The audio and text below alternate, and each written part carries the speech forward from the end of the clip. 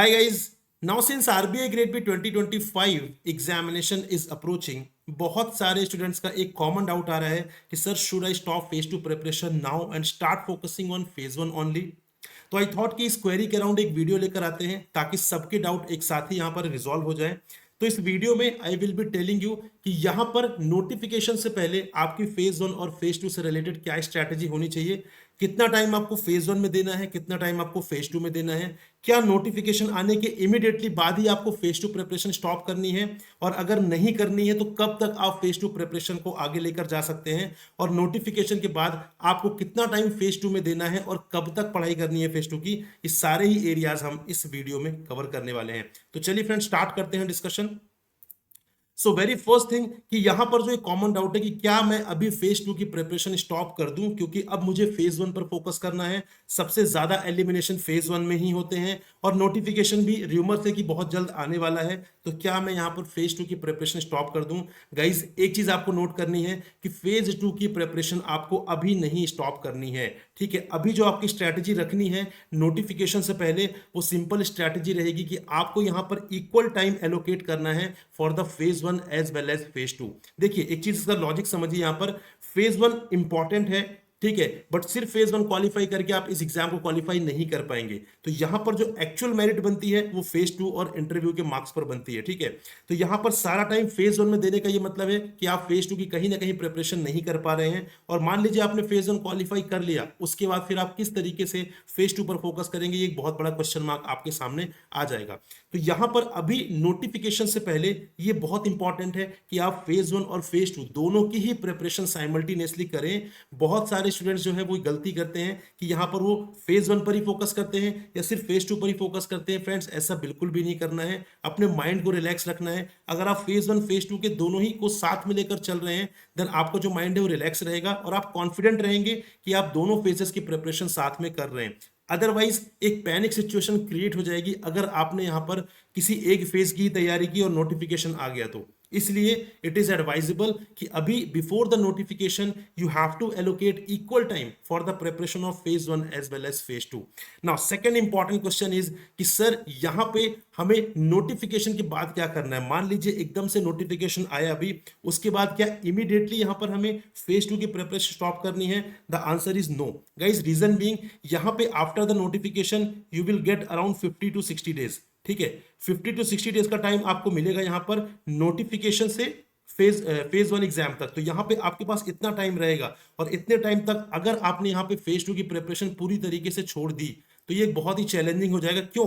क्योंकि आपके पास phase one के बाद बहुत ज्यादा टाइम नहीं मिलेगा, hardly you will be having 25-30 days, और वहां पर आपको रिवीजन करना रहेगा, ना कि आप सिलेबस कंप्लीशन पर फोकस करेंगे। तो यहां पर जो टाइम आप एलोकेट कर रहे थे बिफोर नोटिफिकेशन, वो टाइम आप चाहे तो कम कर सकते हैं बेस्ड ऑन की आपकी फेज वन की प्रिपरेशन कैसी है। अगर आपकी फेज वन की प्रिपरेशन बहुत अच्छी नहीं है तो फिर आप 2/3 टाइम जो है वो फेज वन को दीजिए नोटिफिकेशन के बाद। ठीक है, और यहाँ पे 1/3 टाइम जो है वो फेज टू को दीजिए। अगर आपकी फेज वन की प्रिपरेशन अच्छी है तो अगेन आई वुड से कि यहाँ पे आप इक्वल टाइम ही दीजिए phase one as well as phase two के लिए। ठीक है, तो यहां पर जो मैंने मेंशन किया है इसका मतलब है कि अगर आपकी प्रिपरेशन नहीं है फेज वन की अच्छी, नोटिफिकेशन आने पर भी, देन आपको 2/3 ऑफ द टाइम जो भी आप डिवोट कर रहे हैं वो फेज वन की प्रिपरेशन में लगाइए, and remaining 1/3 of the time you have to devote for phase to.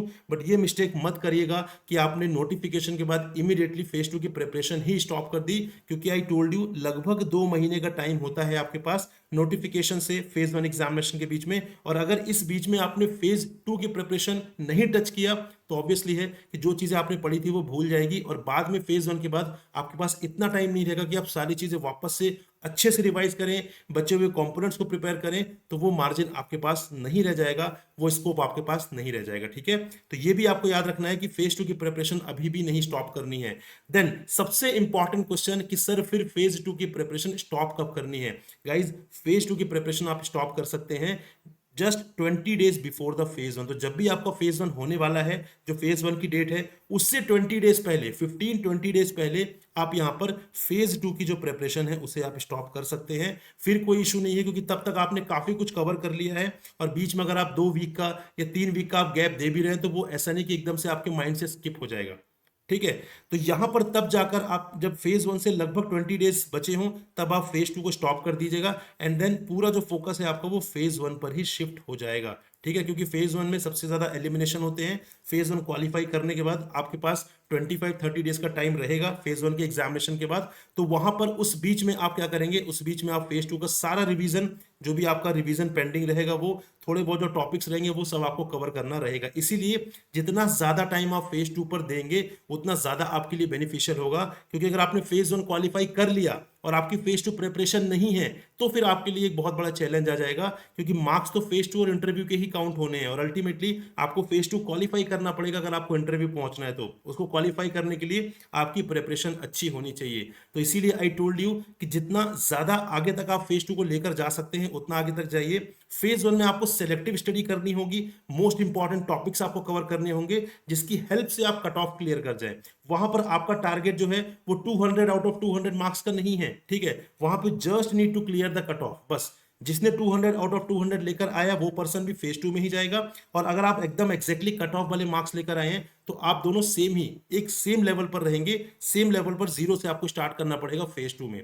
तो इसलिए जो फोकस है वो सिर्फ फेज 1 पर ना लगाते हुए फेज 2 में भी रखिए। फेज 1 में बस एक चीज ध्यान रखिएगा कि जो कुछ भी आप कर रहे हैं आपको बस कट ऑफ क्लियर करना है। आपको यहाँ पे 100% मार्क्स स्कोर नहीं करने हैं, कोई भी अवार्ड नहीं मिलने वाला है उसके बाद।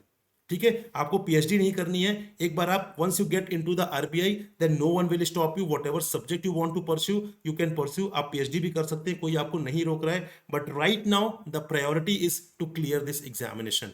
ठीक है, तो उसके लिए आपको स्ट्रैटेजिकली चलना पड़ेगा। रीजन बिंग टाइम कम है, वहां पे स्मार्ट वर्क करना पड़ेगा। हार्ड वर्क के लिए मत जाइएगा, स्मार्ट वर्क करेंगे तो एग्जाम क्वालिफाई करने में काफी इजी रहेगा आपके लिए।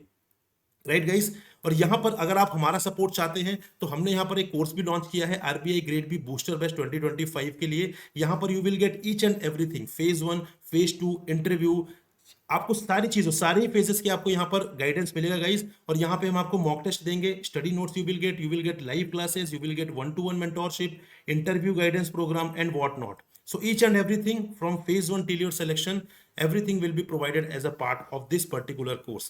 इसका लिंक कहाँ मिलेगा? इसका लिंक है डिस्क्रिप्शन में। लेकिन एक और बहुत इंपॉर्टेंट अनाउंसमेंट है गाइस, अभी आपके लिए यहाँ पे 2 दिन के लिए 6th and 7th of June के लिए, ठीक है, 6th and 7th of June के लिए आपके लिए सेल है, सिलेक्शन मुबारक।